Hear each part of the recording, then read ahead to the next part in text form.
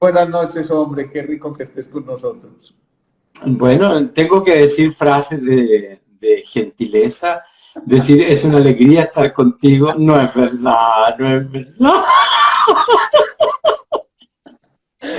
pero, Bueno, pero sí, y es una alegría estar con los que nos están escuchando. Bueno, ya, también contigo. después Vamos, de este sentimiento mutuo, maravilloso, fantástico, fenomenal, bueno, yo tengo que empezar con una introducción muy sencilla, así es. Aquí no, me pero dice Alicia, perdóname, el que te invitó fui yo, así que yo te... me dice Alicia Cortés, mira, así es, Doc, Dios lo proteja. Yo estoy pidiendo que así sea y bueno, esperemos que... Bueno, Claudio, a ver, yo tengo que contarle a la gente quién es Claudio Méndez y no quisiera yo entrar a describirlo porque entrarías en desventaja, así que creería que lo más prudente es que tú te presentes. ¿Quién es Claudio Méndez? Una persona que ha tenido desafíos muy grandes, como por ejemplo ser amigo de Alejandro Posada. Una persona que ha elegido meterse a hacer un live y estar con el dedo trunco sin saber dónde apretar y pasando los bochornos. Pero sabes tú, Alejandro, que fíjate que me pasó algo bien bonito, porque yo ahí me di cuenta de mi evolución, o más bien de mi involución. Porque hace años atrás, el bochorno que tú pasaste hace 15 días atrás, cuando esto no funcionó, Sí. porque el bochorno fue tuyo, no mío. Yo en otros tiempos me habría, qué horror, qué vergüenza, qué sé yo, porque uno viene mucho del perfeccionismo, de que todo salga impecable, y está bien, hay que jugársela por eso, porque es parte del respeto a lo que están invitados. Pero si de repente la vida te aprieta y te quiere hacer saltar a otro. Bueno, hiciste todo lo posible y si no funciona, ¿qué vas a hacer? ¿Te vas a quedar flagelándote? ¿Te vas a quedar castigándote? ¿O eliges ver cómo arreglarlo, buscar una manera de solucionarlo? Y bueno, y volver a enfrentar este desafío llamado Alejandro Posada. Entonces, es bien interesante porque tuve una actitud, lo sentí mucho, le pido formalmente disculpas a ti y al resto, pero sin duda tampoco es nada tragedioso. Somos tan tragediosos, a veces sufrimos por cosas tan menores, ¿no? Tan menores. Estamos de acuerdo, estamos de acuerdo. Finalmente no creas, pero yo también terminé gozándome porque con Claudio es imposible enojarse, con Claudio es imposible sentir rabia, con Claudio es imposible, bueno, tener deseos de matarlo si es posible, pero bueno, vamos un poco a lo concreto, pues, hombre, Claudio. ¿Quién es Claudio Méndez? ¿A qué te dedicas tú? ¿Quién eres tú? Para yo explicarle luego a toda esta gente por qué te invité. ¿Tú quieres lo oficial o la agenda oculta?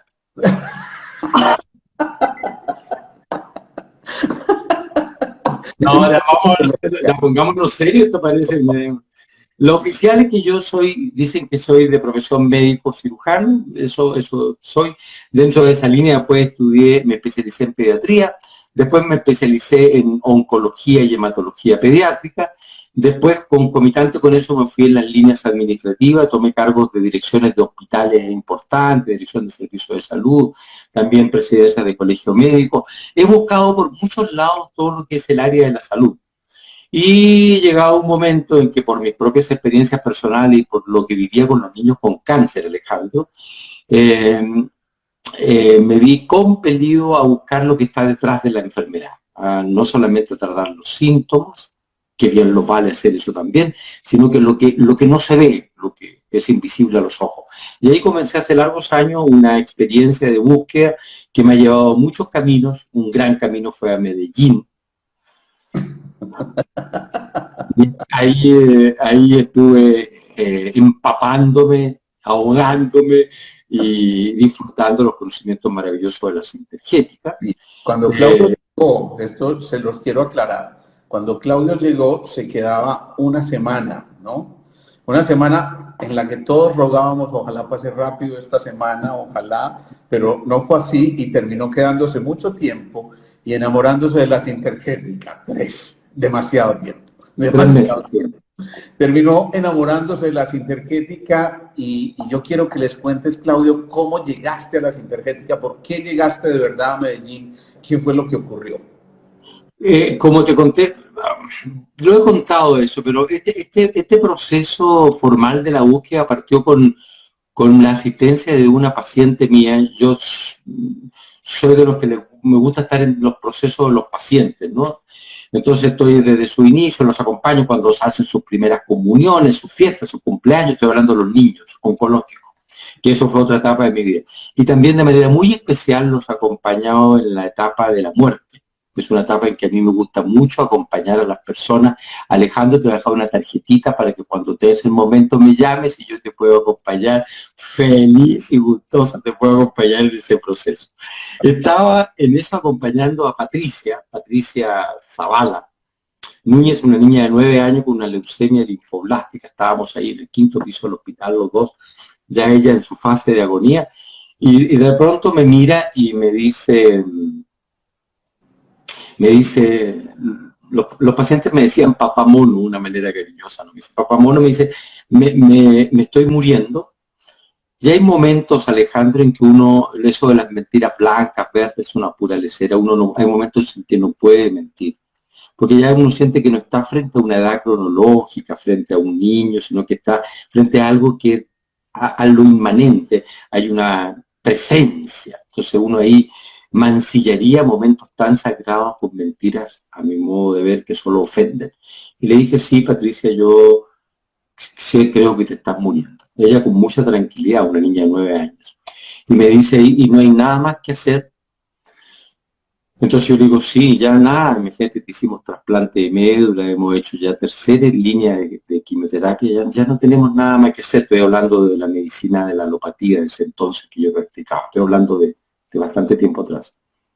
Entonces ahí ella me hace una mirada, Alejandro, muy profunda, que todavía tengo esas pupilas grabadas más allá de mis ojos, en que me dice, tú y yo sabemos que hay mucho más. Y me dice después, búscalo. Yo sentí eso, Alejandro, como una orden que me vino, no sé de dónde, un mandato, qué sé yo, que me conmovió profundamente. A las pocas horas ella murió, a las pocas horas. Y comenzó ahí formalmente una búsqueda que ya se estaba moviendo de otra manera. Y ella me lanzo con más fuerza.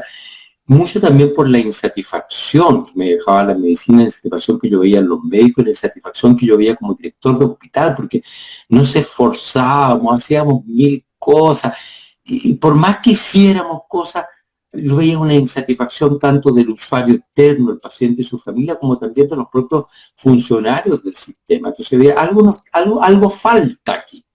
Y en esa falta empecé a buscar, y en esa búsqueda, un día, aquí por casualidad me encuentro que aquí en Santiago de Chile venía pasando un señor de estatura discreta en lo físico, pero de altura mayor en otros aspectos, llamado Jorge Carvajal, que da una conferencia de esas que él da, que más o menos agáchate que vienen los indios, párate que ya pasaron, cosas así como del alma, cosas preciosas, que uno no entiende nada, pero sabe que hay algo profundo ahí.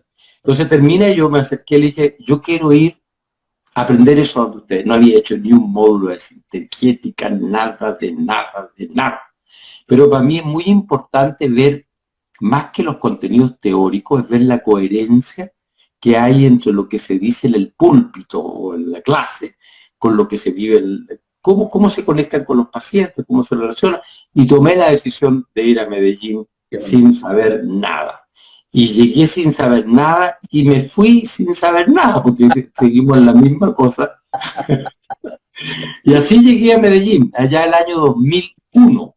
Ajá. Y llegué justo cuando se caen las Torres Gemelas. Yo estaba con todos ustedes, me acuerdo, estaba en la consulta ahí cuando llega la noticia de las Torres Gemelas, y a mí se me estaban cayendo. Mucho antes que se cayeran, ¿no? Pero bueno. Claro, y a mí se me cayeron mis torres, ¿no? Todas las torres de mis creencias. Hubo una caída de Torres Gemelas que yo las vi ahí, vista en la pantalla de la televisión. Ya, listo, eso más o menos. Hay mucho más historia, no cuento de mis cosas personales, que son las más sabrosas, esas las vamos a contar para nuestros invitados más VIP. Yo les quiero contar entonces que a raíz de eso, este señor que ustedes están viendo de enfrente suyo, decidió que qué bonito que esto también llegara a Chile. Cuando eso, él vivía en Arica, y nos invitó a que empezáramos la formación en Arica. Yo sé por qué se está riendo en este momento. Un día nos subimos a ese cerro que se llama, donde está el Cristo de la Concordia, si no estoy mal, se llama, ¿no? ¿Sí? El Morro de Arica. El Morro de Arica, y desde allá veíamos nosotros Arica y decíamos, yo le dije, Claudio, por Dios, este pueblito es muy pequeñito, mira donde vino a nacer la Sinterquética aquí en Sudamérica. Él se toma la cabeza y dice, así como en ese buen chilenés que utiliza, dice, mierda, yo no me había dado cuenta que esta mierda era tan pequeña y venía acá a empezar con la Sinterquética. Pues nos moríamos de la risa, les cuento, porque es muy difícil, de verdad, no reírse con Claudio. Y yo creo que terminamos los dos con dolor de estómago, sentados en la acera. Todo el mundo nos miraba como un par de seres extraños. Bueno, en cierta forma lo somos. Y lo cierto es que ahí empezó la Sinterquética para Sudamérica a empezar a difundirse todos estos conocimientos. Pero yo les quiero adelantar una cosa antes de meternos un poco en el tema. Miren, una vez yo tenía que dictar un seminario en Chile, ¿no? Y resulta que, también sé por qué te estás riendo, y resulta que yo iba con todo muy preparado, porque allá él, cuando se refería a nosotros, él hablaba del Papa, refiriéndose a Jorge Carvajal, y nosotros éramos supuestamente los obispos. Yo empiezo a tratarlo del arzobispo chileno y no sé qué, esa era la comunicación, señor arzobispo chileno, ¿usted qué piensa de lo que está ocurriendo? Tal y tal cosa. Y yo llego en un vuelo de esos que llegaban a Chile, a Santiago, en un vuelo que llegaba algo así como a las 2 o 3 de la mañana, Claudio, más o menos, ¿no? Y empiezo a buscar quién me iba a recibir a mí, porque obviamente yo estaba yendo por primera vez a Santiago a dictar un seminario, y me encuentro que no veía a nadie conocido. Se supone que este señor me iba a recoger, y encuentro que hay un tumulto que se forma al lado de alguien que está repartiendo literalmente bendiciones, y me encuentro a este señor disfrazado de obispo. Ustedes pueden creer esto. Creo que no contabas con que yo iba a hablar de este tipo de anécdotas, pero fue una cosa tremendamente reveladora para mí, porque me di cuenta cómo desde el humorístico, desde lo sencillo, desde lo que no tiene reglas, desde lo que simplemente nos lleva a conectarnos como seres humanos, podemos encontrar lo más valioso de nosotros. Así, señor obispo, que me encantaría saber entonces qué es aquello del Ikigai. Y me parece bien interesante ahondarnos en esto, porque esa historia nos da pie para entender precisamente el significado del Ikigai, algo que valga la pena para vivir la vida, y finalmente eso es lo que traduce Ikigai, ¿no, señor? Sí, Ikigai parece un canto de un gallo, ¿no? Así como, ¿qué? Ikigai, Ikigai, ¿qué es lo que hay?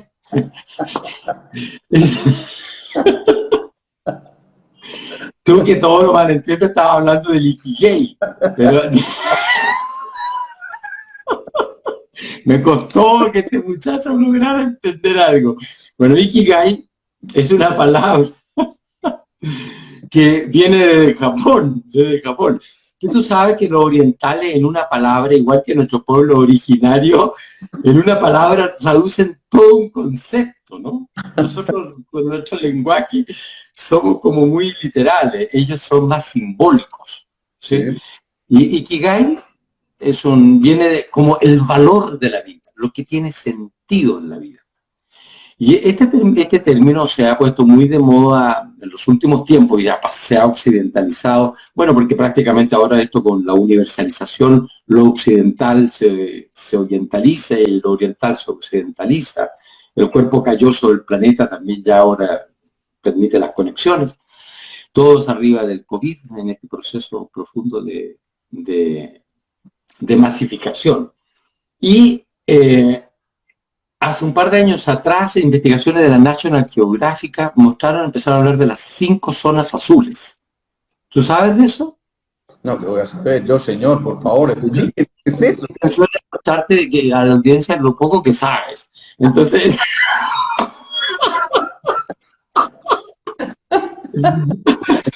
deliciosamente ignorante, señor. El problema es que lo disfrutas. Bueno, estas 5 zonas azules, una investigación del National Geographic, que encontraron zonas del planeta que tenían la característica de que estaban las personas más longevas. Estamos hablando de sobre 100 años, pero no solo longevas, sino que vitales, que se levantan en la mañana con gozo, que tienen sentido de vida. Que una de ellas está en Costa Rica, otra de ellas está en California, otra está en Grecia, otra está en Italia, en Córcega, y otra está en la isla de Okinawa, que es la que más he investigado. Y fueron a ver qué razones hay. Hay todo tipo de estudios. Ahí ustedes googlean, buscan los alimentos, qué tipo de vida, etcétera, etcétera, ¿no? Pero lo que se encontró más detalladamente y lo que dio como lo que es común a todas estas personas longevas con vitalidad es que tienen una razón para levantarse en el día. Que se levantan con un sentido de vida.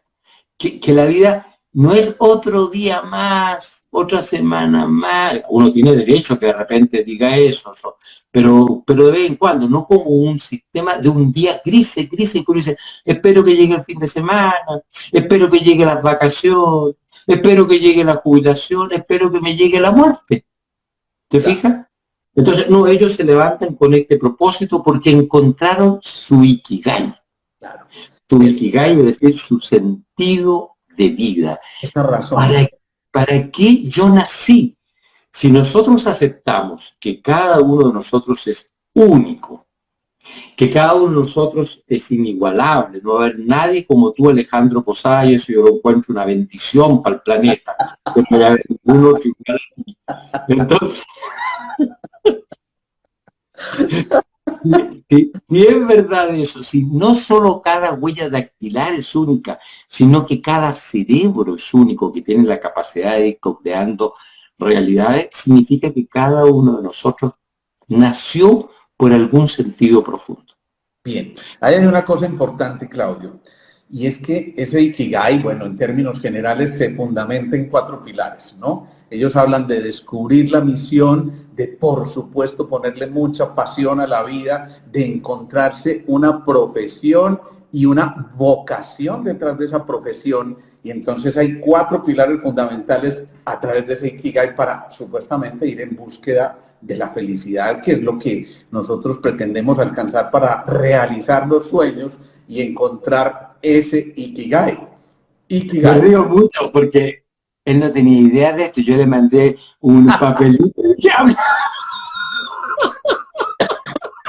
Y ahora lo dice con una solvencia. Muy bien, aventajado. Es incorregible. Es incorregible. Como muy bien lo dice, alguien informó hace 15 minutos sobre esto. Ellos encontraron que estos son como 4 ríos, Alejandro, que 4 ríos que llegan como a una central. Me gusta ponerme esa imagen. Uno le llaman ellos el río, voy a usar los términos que usan en el Oriente, porque a veces aquí en Occidente usamos en un significado distinto, que le llaman la pasión.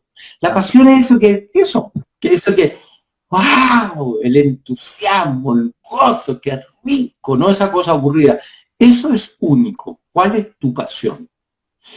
La otra gran avenida es lo que llaman la avenida de la misión, que son las habilidades que tienes, los talentos que tienes. Eso que te regaló la vida, que ambas, pasión y misión, están en el circuito del yo, es lo que a mí. O sea, la primera se circunscribe a mí. Y después viene la tercera, que es esto que a mí me apasiona, esto que yo tengo habilidades, ¿cómo le puede servir al mundo? Eso es lo que se llama como vocación. Vocación es el llamado. ¿Cómo esto le puede dar sentido más allá de mi territorio? Yo lo puedo ofrecer. Pero fíjate lo interesante, lo primero es que me estoy considerando a mí. Estoy considerando qué es lo que a mí es lo que me gusta y para lo que tengo habilidades y que le va a servir al otro. Se lo voy a ofrecer a los otros. Y producto de estos 3 afluentes, viene lo que ya se llama en la terminología oriental, la profesión, que es cómo te van a pagar por eso. Correcto, correcto.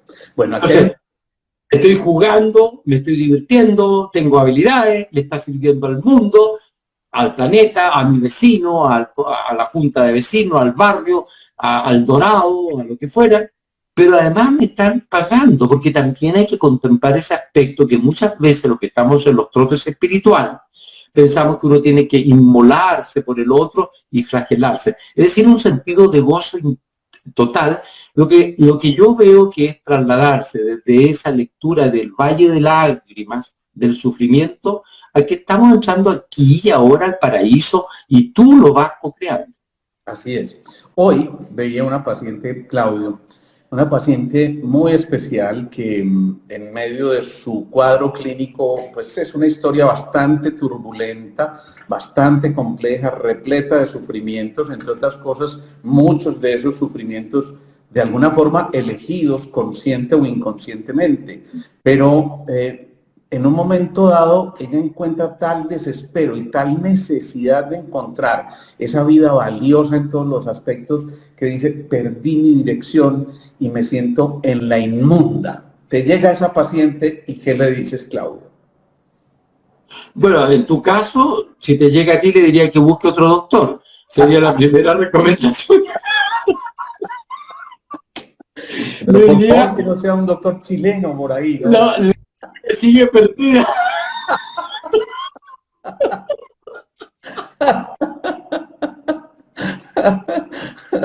Bueno, ahí vamos tratando de encontrarla en ese sitial maravilloso hacia la felicidad. Tratamos de que en su momento de verdad no conozca a alguien como Claudio, pero una vez que lo conozcas, ¿qué haces tú? Bien, antes de contestar eso, es bien interesante conocer que lo que en la estadística se refiere a la grande posibilidad de recuperación de las personas que viven situaciones de salud física, emocional, o como está diciendo la persona, para que tengan la posibilidad de un buen pronóstico, son dos grandes cosas. Que esa persona tenga sentido de vida y que tenga relaciones donde se pueda sostener. Cuando uno hace las estadísticas de los grandes centros, de los que se recuperan de infarto, de accidentes vasculares, no son ni las cifras del colesterol, ni las cifras de la hipertensión, que obviamente tienen su valor. Lo que realmente da el pronóstico son todas estas variables que no son mensurables por los sistemas objetivos. Es decir, y si tú te vas ahí, por ejemplo, a los grandes hombres, mujeres, que han ido marcando huellas al planeta, lo que han tenido es un profundo sentido de la vida. Por ejemplo, Víctor Frank, ¿no es cierto?, ahí en los campos de concentración, y él saca un libro que es El sentido de la vida, que es de alguna manera un ikigai oriental que surge a raíz de la propuesta. Mandela, la misma circunstancia. A veces cuando uno da estos nombres, pensamos todos que tenemos el sentido de la vida tiene que ser trascendente para la humanidad entera. Y eso es un ego que se nos filtra, en que no son grandes cosas, no. Las pequeñas cosas, si para ti tienen sentido, que es a lo mejor, me acuerdo una abuelita, leía los textos, una abuelita japonesa, y una abuelita, así estaba la abuelita con pechada, decía, era bisabuela, ¿y cuál era su sentido de vida? Su sentido de vida era poderse enseñarle a sus bisnietos el Ikebana. Sí. Mire qué hermosura. Eso no iba a salir en los titulares de la prensa, eso no iba a llenar, qué sé yo, no era un Mandela, pero eso a ella le llenaba de vida, le llenaba de gozo. Claro, uno puede ir más profundo, seguramente a eso. Eso se juntaba con la pasión que ella tuvo cuando ella aprendió cuando niña, se juntaba con las habilidades y probablemente había detrás una trascendencia de transferir toda una conciencia generacional. ¿Te fijas si uno quiere empezar a investigar? Entonces, ¿qué le diría yo a esa persona? Le ayudaría probablemente a través, y ahí me conecta, porque todo esto que estamos hablando, Alejandro, muchas que somos harto mensos los dos, particularmente tú, es porque yo voy a hacer un taller este sábado, en 2 días más, que se llama, se me había olvidado, Taller Manual para una Vida con Sentido, en la que vamos a hablar de estas 4 cosas, pero aquí viene... De qué hablar, pero bueno, con toda seguridad que lo va a hacer. ¿Qué cosa?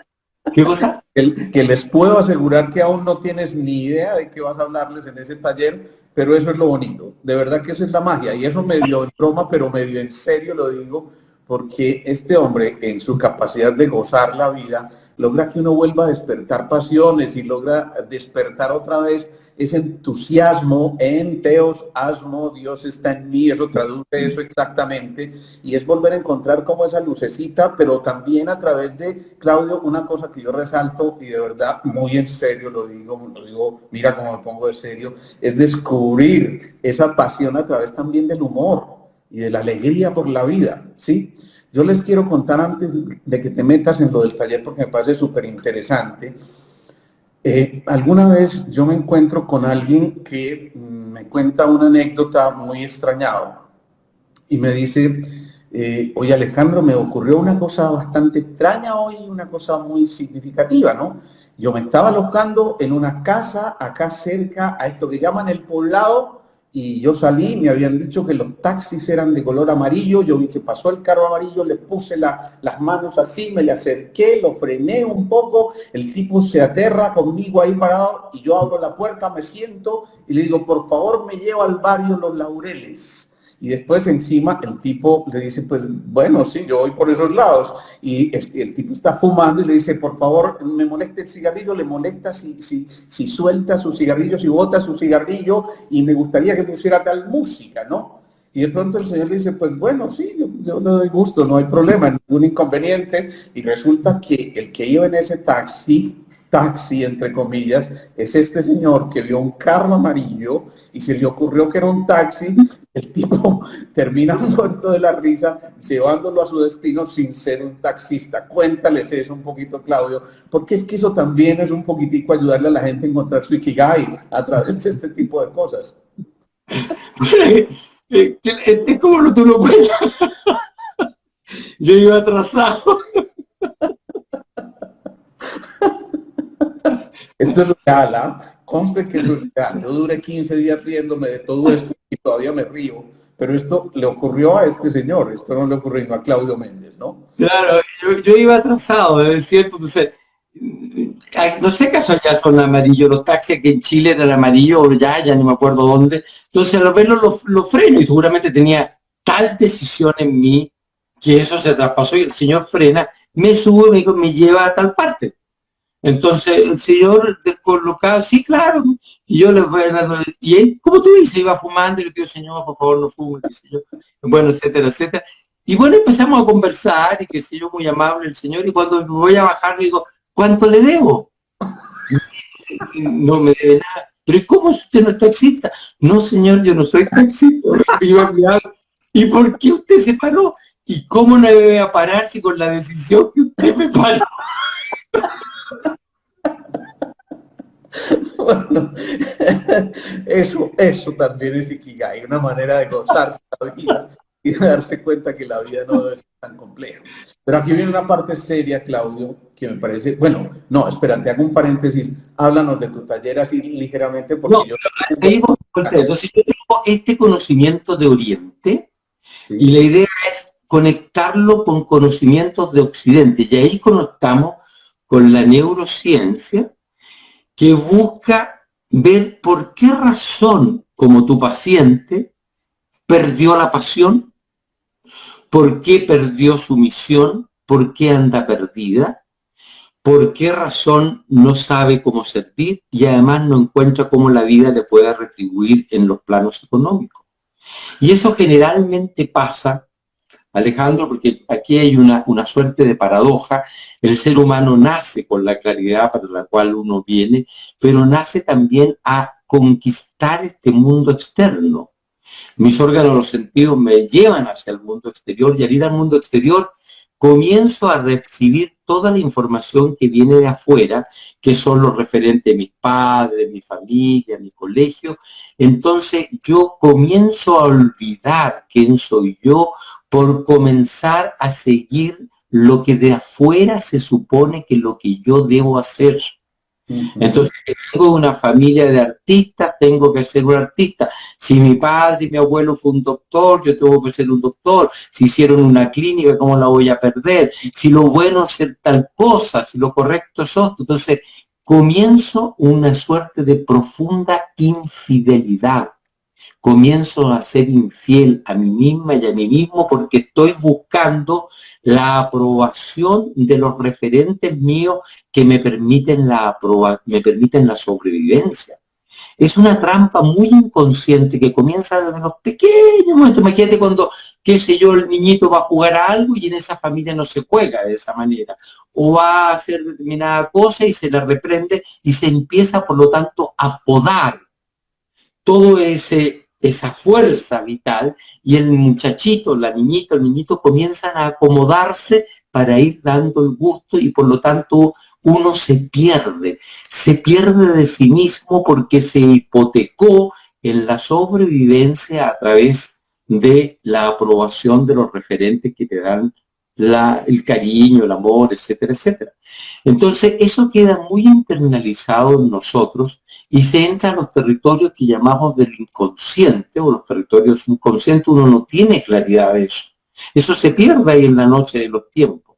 Entonces, la idea es que se utilice una metodología que sea rápida, que permita ir a conocer el inconsciente a través de cómo funcionan las ondas cerebrales, y de esa manera generar un tipo de ondas cerebrales que permita que tú te conectas con eso que tienes allí tapado, puedas por lo tanto sacar las cáscaras, las corazas, etcétera, y comience a emerger lo que allí está dormido para que pueda manifestarse, hacerse real. Aquí yo tengo que hacerte una pregunta para introducirnos en eso. ¿Qué te dice el nombre de Jairo Villegas? Me dice que probablemente es colombiano, porque aquí en Chile Jairo no existe el nombre, ¿no? Me dice que es colombiano. Es como llamarse Montoya, Ospina. Tú sabes que por acá esos nombres no existen, pues no existen. Y ustedes tienen un Montoya ya, Dios me libre. Sigamos hablando de cosas buenas. No, Jorge. Son todos Jorge Iván. Aquí uno se llama Jorge o se llama Iván, pero no se llaman las dos cosas al mismo tiempo. Entonces... Además que allá no se llama el Jorge Iván, sino el Jorge o el Iván, ¿no? El Jorge o el Iván, claro. Bueno, la cosa es que entonces, dentro de esta búsqueda, Colombia para mí ha sido una fuente infinita de diamantes. De repente sale una roca.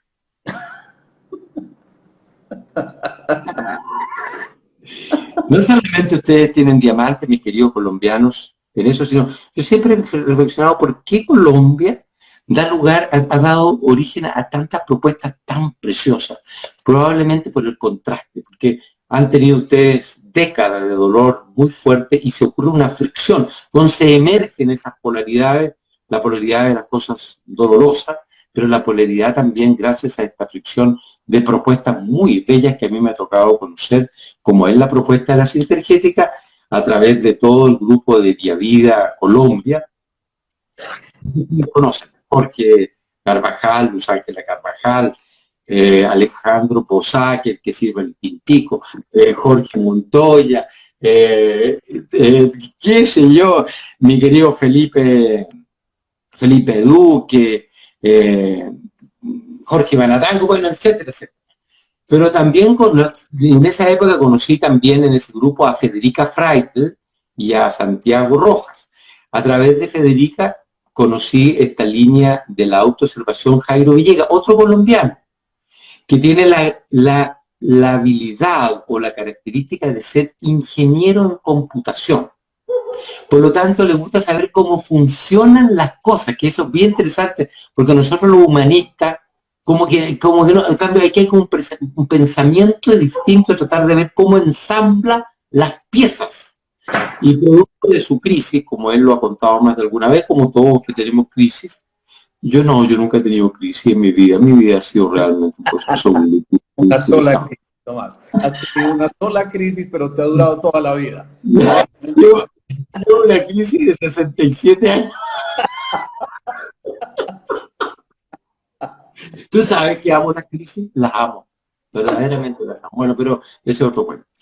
Y entonces, producto de eso, él entra como a una depresión que se observa, ahí está un mes, un año, estuvo ahí en una hamaca, en esto, observando, y comienza todo un proceso de estudio que lo transforma, hace un doctorado en ciencias humanas, ya se va a Estados Unidos, etcétera, y ensambla junto a otros 8 grupos, entre los cuales está Ken Wilber.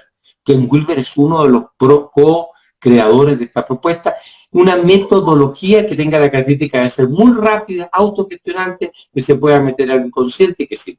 Entonces, esa metodología es la que se busca para que la persona vaya a destrabar estos 4 afluentes que te hacen estar perdido, para que abras, para que te conectes con la pasión.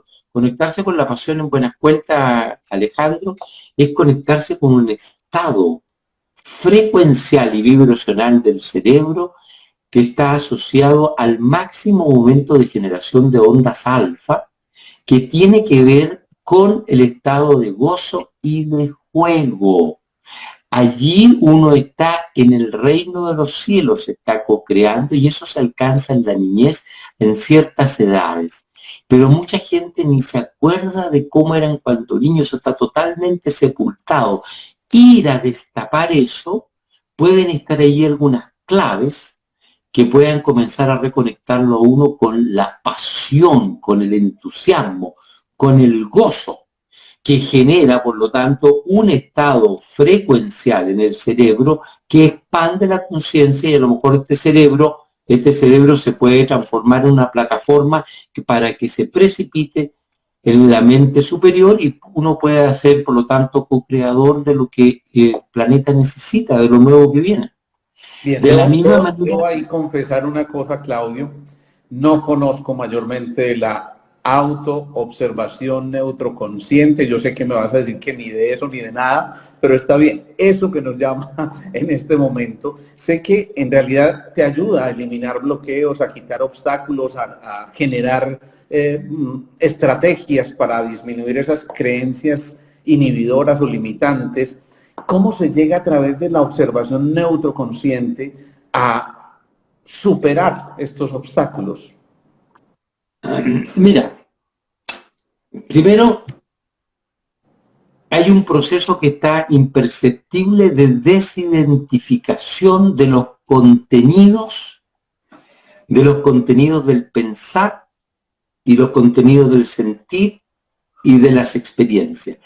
Porque cuando la gente dice yo soy deprimida, yo soy mañosa, uno tiene una identificación con un pensamiento o una identificación con un actuar o una identificación con un síntoma. De tal manera que uno ya no es Claudio Méndez, sino que es un dolor de hombre, soy una úlcera, yo soy una artritis reumatoidea, qué sé yo. Si yo logro comenzar un proceso en que observo eso en un estado de conciencia, vuelvo a decir, de profunda relajación, sin caer a la hipnosis ni al sueño, en que tengo activados ciertas áreas cerebrales que tienen que ver con el neocorte, que tienen la capacidad de darse cuenta, yo comienzo a darme cuenta que me puedo desidentificar de un aprendizaje que a lo mejor puedo verlo cuando lo aprendí y puedo ver por qué lo aprendí, qué sentido tuvo en esa época, pero ese fue un traje que me sirvió cuando era adolescente, pero ahora tengo 80 años y sigo arrastrando esta conducta de adolescente, infantil, etcétera, etcétera. Entonces uno puede, al ser ¿quién? Al ser el autoobservador. En todas las propuestas, Alejandro Posada y Beut, por parte de tu madre, en todas las propuestas siempre se habla de que Dios es el observador. Entonces, al decir autoobservador, yo paso a ser, señor Beut, el que observo mi propia creación. Observo, por lo tanto, el drama, observo la tragedia y puedo ya en un estado en que me empiezo a desacoplar de la tragedia del ego que le gusta el dramatismo, a ver si acaso ya no necesito a lo mejor seguir actuando en ese rol y puedo como no solo autoobservador, sino que creador de mi propia obra comenzar a escribir otro libreto. Porque de lo contrario, cuando uno es solo actor inconsciente, es el actor. Y ahí está, y tanto que me identifico. Pero yo puedo ser el actor, puedo hacer el libreto, puedo ser el autor, puedo ser el director, puedo ser el espectador. Eso me significa que me da una amplia capacidad de flexibilidad, por lo tanto estoy entrando en los territorios de la creación. Y si algo dicen que somos hijos de Dios, y lo que define la creación, el ser Dios es la creación. De seres perfectos, además, ¿no? Aquí me das pie para una cosa fundamental. Es que en nuestro medio, creo que en Chile también es así, a veces a la gente le toca elegir una profesión muy tempranamente, me refiero a su edad cronológica, y con frecuencia nos damos cuenta, y es un motivo de consulta demasiado frecuente, que la gente está llevando ese rol al que te referías, pero hay un intento desesperado por renunciar a ese rol y por desarrollar realmente el propósito de la vida. Es una queja supremamente frecuente que encontramos en nuestra consulta del día a día, pero cuando se llega a técnicas como estas, la gente adquiere la valentía para dar el paso y ahí sí reconocer qué le hace feliz y dónde debe depositar esa pasión para encontrar también su misión y, por supuesto, desarrollar su vocación a través de eso. Entonces, ahora, ¿qué decirle a esta gente joven, muy joven? Cada vez más jóvenes están llegando a las universidades atraídos por un pensum o por una historia de su familiar o alguien que les sedujo a estudiar determinada cosa. ¿Cómo orientar un poco eso más, Claudio, para que realmente las elecciones sean mucho más juiciosas, si pudiéramos utilizar esa palabra? Mira, hay una investigación de una cohorte bien interesante de estudiantes universitarios de Estados Unidos, que se les siguió por 10 años. No, por esos casos son 10. Puede que esté mintiendo, pero yo siempre invento cosas, así que no me crea mucho. Bueno, pero se les siguió por un largo tiempo. Creo que eran los 10 o los 15, ya no me acuerdo. ¿Sabe qué porcentaje de los que egresaron de las universidades se ejercían la profesión de la cual ejercieron, estaban en eso? Solo el 10%, el 90% estaba haciendo lo mismo. Qué barbaridad. Hay alguien que nos está preguntando, Claudio, precisamente antes de que continúes con esa respuesta. Es una colega, Alina Pérez, a quien yo amo profundamente, es una compañera de la universidad, muy especial, y dice, ¿cómo aprender a autoobservarse, pero de manera imparcial? Hoy esa mujer es brillante. Esa es una pregunta que me genera un estado orgánico en todo mi sistema etérico. Okay. Mis chakras están en este momento en un alto estado vibratorio, porque dio la otra clave de esa mujer. Esa es la clave. El término de la propuesta metodológica, esto es un método solamente, no es como una herramienta, es lo mismo que un bisturí. Un bisturí, pues, en manos de un buen cirujano causa milagro, y en un caso de un champón puede dejar un desastre. Esta es solo una herramienta de la metodología de la neurociencia, ¿no? Y parte de su nombre es neutro, y neutro significa Elena. Elena dijiste, ¿no? Elena Pérez. No, Alina Pérez. Alena Pérez. Malena. Alina Pérez. Esos son nombres colombianos. Alina, la clave es neutro. Es decir, para que tú puedas observar aquello que no quieres observar, la clave es que no haya juicio sobre lo que tú estás observando de ti misma, de ti mismo, que son pensamientos y emociones. Porque cuando yo estoy inconsciente, estoy en el código del afuera, estoy con los ojos abiertos, estoy en ondas beta, estoy muy en la intención de seguir satisfaciendo las necesidades de aprobación, las necesidades de control, la necesidad de pertenencia y la necesidad de seguridad. 4 necesidades que yo le he puesto afuera, no en mí. Por lo tanto, yo para seguir logrando eso, estoy más atento a seguir los códigos morales. Y nosotros aquí en Oriente, en Occidente, tenemos códigos tú no puedes tener rabia, no debes tener resentimiento, son muy malos, sobre todo nosotros los que somos espirituales, los que estamos en el camino espiritual, entonces todo lo bendecimos, todo lo comprendemos, todo lo perdonamos, y ahí lo que empezamos a hacer es a guardar una cantidad de energía que no sabe cómo salir, y por lo tanto encuentra una gran salida que es la somatización física, emocional y mental. No, yo tengo todo en paz, yo perdono a mi mamá y papá, pero tengo una artritis reumatoide que me vuelve loco, se me está cayendo el ojo, tengo un testículo al tiro a la rodilla, Alejandro, ¿te acuerdas? Entonces, todas esas cosas que le pasan a los seres humanos, entonces algunos dicen, no, es que estás haciendo una trampa, no te estás mirando lo que de profundo hay, por eso la Biblia dice que somos sepulcros blanqueados, no hemos abierto para mirar lo que hay de fondo, y eso a mi modo de ver es amor.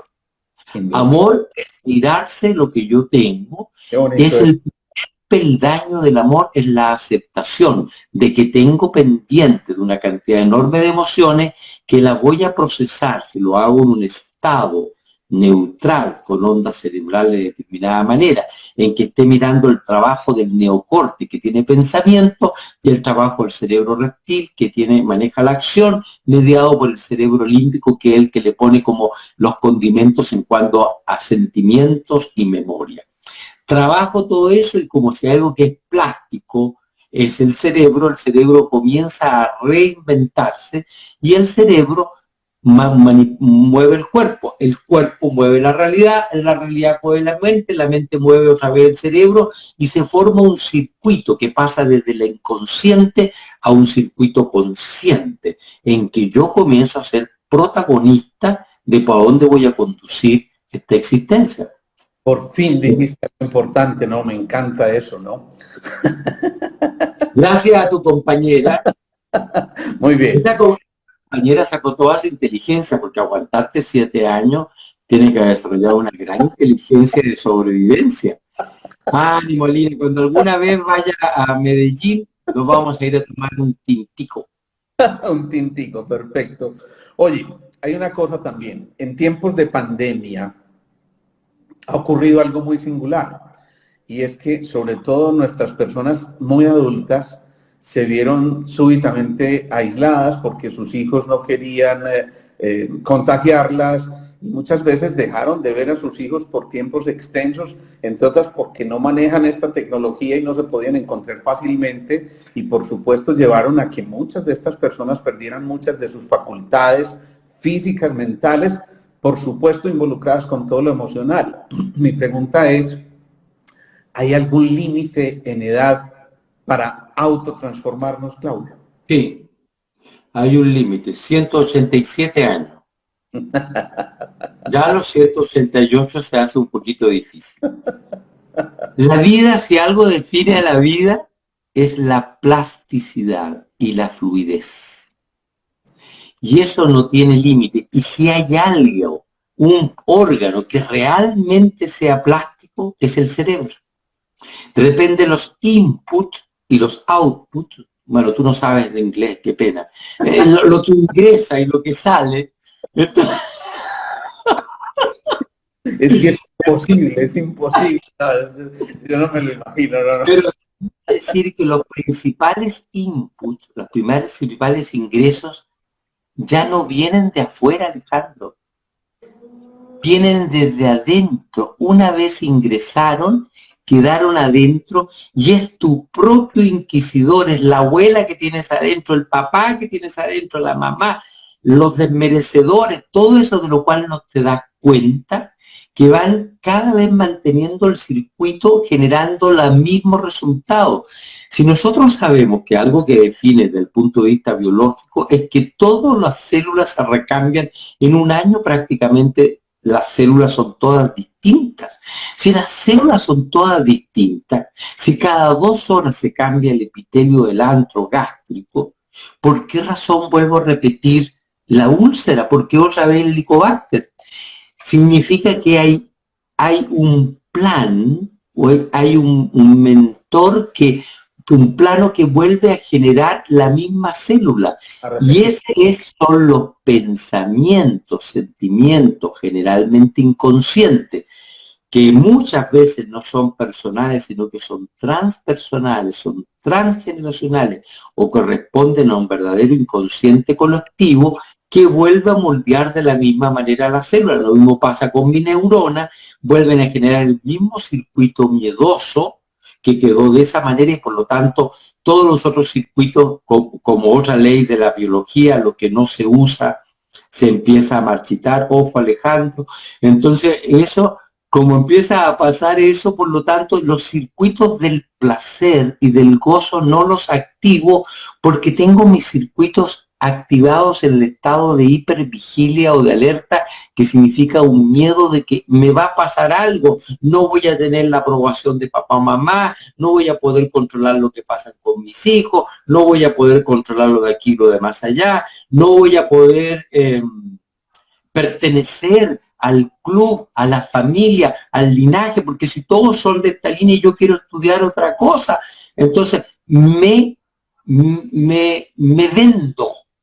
vendo, y por lo tanto soy infiel a mí misma, a mí mismo, y por lo tanto sí, puedo ganar dinero, estoy bien, estoy reputado, pero estoy vacío, porque no me llené de mí misma, no me llené de mí mismo. Pues es inevitable reírme en este momento, porque estoy leyendo una frase de Sandra Londoño, sabrás quién es, ¿no? ¿De quién? ¿De quién? Claudio, por favor, supere un abrazo de Sandra, ¿sí? Ya usted sabe, señora, a qué me estoy refiriendo, ¿no? Bueno, por cierto, feliz recibo ese abrazo maravilloso. Feliz. Todos los cerebros interpretan la realidad de manera diferente, ya lo dijiste ahorita. De manera diferente, y alguien vive un suceso de una manera, el otro, a pesar de ser el mismo suceso, lo interpreta de otra manera completamente diferente. ¿Cómo hacer para que todo eso que estamos viendo y sintiendo, que normalmente se somatiza, por supuesto a partir de esos pensamientos, cómo llegar a esos tres cerebros en búsqueda de esa solución para finalmente empezar ese proceso de transformación de una manera expedita? Porque existen muchísimas técnicas, no quiero desprestigiar a ninguna especial, pero algunos se entretienen 5 años tratando de revelar qué fue ese bloqueo que ocurrió en un momento determinado, y cuando por fin se encuentra el cauce conflictual, resulta que ya han transcurrido otros 5 años y hay que desenrollar otros más, y nos quedamos desenrollando toda la vida y simplemente permitiéndonos que la vida deje de vivirse literalmente. Así que vamos cerrando con eso. Claudio, ¿qué se te ocurre? ¿Qué consejos le damos a toda la gente que nos está siguiendo hoy? Porque tenemos que darles unos tips finales, por supuesto, a quienes se quieran inscribir en el seminario de Claudio. Yo sé que es bien interesante, y ya sí me pongo serio, porque a pesar de todo lo que representa este señor, realmente es un excelente docente, maravilloso, y nos divertimos mucho con él. Bueno, este taller es este sábado, pasado mañana, desde las 8 colombianas a las 12 colombianas. Buscan ahí ahí están, no sé a dónde buscarán, en la página de no sé, pues ayúdame tú, en Fundación Pindal, ahí están los datos, etcétera, etcétera. Ahí está. Bien. Ya pasé los avisos habidos y por ahí. ¿Qué hacer? Para poder observarse, hay muchas estrategias. Los sintergéticos ayudan muchísimo. Cuando tú estás trabajando con láser, con vía color, con filtro, de alguna manera estás remodelando esto. Lo estás haciendo. Y dejamos también muchas estrategias para que la persona pueda seguir trabajando. Valiosísimo. Y hay tanta propuesta maravillosa que ha servido, de repente un buen chamán, de repente un acto psicomágico, de repente la mejor crisis de la vida, y ocurren transformaciones. Es decir, que pensar que solo lo que yo estoy diciendo sería un acto muy soberbio de mi parte. Pero ya que estamos hablando de esto, y en base a lo que conocemos de cómo funcionan nuestros cerebros, pareciera ser que si yo quiero la máxima utilidad, es primero observar en un estado de relajación. Clave. Si yo no, ¿por qué? Porque el estado de relajación significa una fisiología que en el sistema cardiovascular significan cierto tipo de ondas que permiten una oxigenación a ciertas áreas del cerebro, por lo tanto cambios de pH, es decir, se arma todo un constructo muy fisiológico para que pueda regenerarse cambios en la forma. Ok. Entonces, la respiración es muy clave, que son respiraciones profundas, rítmicas, abdominales. La otra clave es cuando uno comienza a hacer este proceso de autoobservarse, es cerrar los ojos. Porque cuando uno tiene los ojos abiertos, prácticamente el 50% de toda la invasión de información que tiene uno entra por la onda visual. Entonces estoy muy conectado a lo de afuera y me desconecto de mí. Entonces es como una manera de desconectarte a ti hasta que tú y uno ya está tan entrenado, puede hacerlo, como lo son los grandes maestros, que están en un estado, los maestros están en un estado permanente de autoobservación. Están en lo que están, porque el estar en autoobservación es una manera de estar siempre en presente. Porque uno calma la mente, la mente loca, el neocorte, que se vuela por todos lados y uno lo aterriza ¿dónde? En el cuerpo. ¿Por qué el cuerpo? Porque el cuerpo es manejado por un cerebro que se llama en la terminología de la neurociencia cerebro reptil, que es el que maneja toda la fisiología corporal. Solo lo puedo observar cuando estoy atento a lo que me está pasando en el cuerpo. Entonces yo puedo observar una imagen, un recuerdo, un pensamiento, decir, no, ya mi papá lo perdoné, cierro los ojos, veo a mi papá y el cuerpo se me aprieta entero, todo tu inconsciente te estás mintiendo, tienes una energía aquí adentro, tienes que trabajar más profundamente, tienes que mover esa energía neutralmente, no la juzgues. ¿Sí? Muy bien. Entonces, observarse en estados tranquilidad, ojos cerrados, y por ser un proceso en que uno pueda observar los contenidos de la mente, ya sea en pensamientos, recuerdos e imágenes, y el impacto en el cuerpo. Uno comienza a observar las dos cosas, comienza por lo tanto a desidentificar los contenidos del neocórtex con las identificaciones del pensamiento y los contenidos del cuerpo, empieza al observarlo, y como están ambos relacionados, si yo comienzo a mover el cuerpo, deja también el cuerpo de sostener el pensamiento, porque es como un sistema de una balanza, una homeostasis que se ha sostenido. Esa artritis reumatoide, esa hipertensión arterial en tu cuerpo está en perfecto equilibrio con un pensamiento que a lo mejor, o una emoción que tú no sabes que tienes. Si yo cambio por la observación, porque, y aquí viene otra clave de la neurociencia, lo que yo observo, lo voy observando, el cerebro no aguanta mantenerlo igual, lo tiene que cambiar. Y eso viene de las épocas, Alejandro, antiquísima, en que cuando uno estaba en la selva, cuando no había movimiento, eso era signo de alarma. Por lo tanto, tenía que cambiar. El cerebro aprendió a cambiar. Mira qué maravilla. Es pura neurociencia aplicada a una metodología que te sea fácil, que la puedas practicar contigo mismo. Y aprovecho de decirle ahí, y pucha, creo que yo puedo escribir en esta cosa. Hay una aplicación de celular que se llama Cero Estrés. Pruébenla. Ajá. Ahí está. Cero Estrés, aplicado a Jairo Villega, el nombre de Jairo Villega.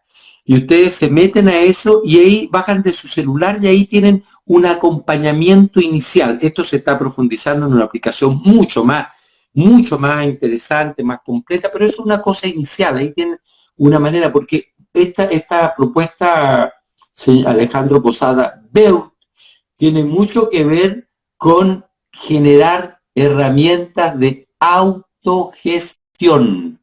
Es decir, que la gente no sea dependiente de otros. Está muy bien dejarse apoyar de vez en cuando, muy bien dejarse apoyar, pero que tengan herramientas para sí mismo. Bien, bien. No sé por qué, pero te paralizaste en este momento, dejaste de verte. Tenemos que ir cerrando ya, Claudio, porque el tiempo se nos acaba, se nos pasó esta hora volando realmente. Es una maravilla, de verdad. Ahora sí lo digo muy en serio, escucharte es un verdadero placer. La verdad es que hemos tenido una entrañable amistad desde hace un buen rato y de verdad es una bendición tenerte por aquí.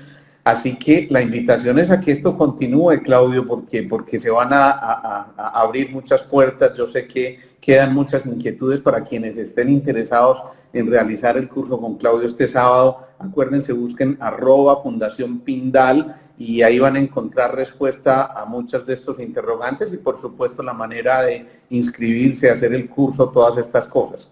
Desde ya les voy anunciando que el próximo jueves también tenemos una invitada muy especial, es Claudia López, una coach que ha hecho cosas bien interesantes y que va a compartir con nosotros también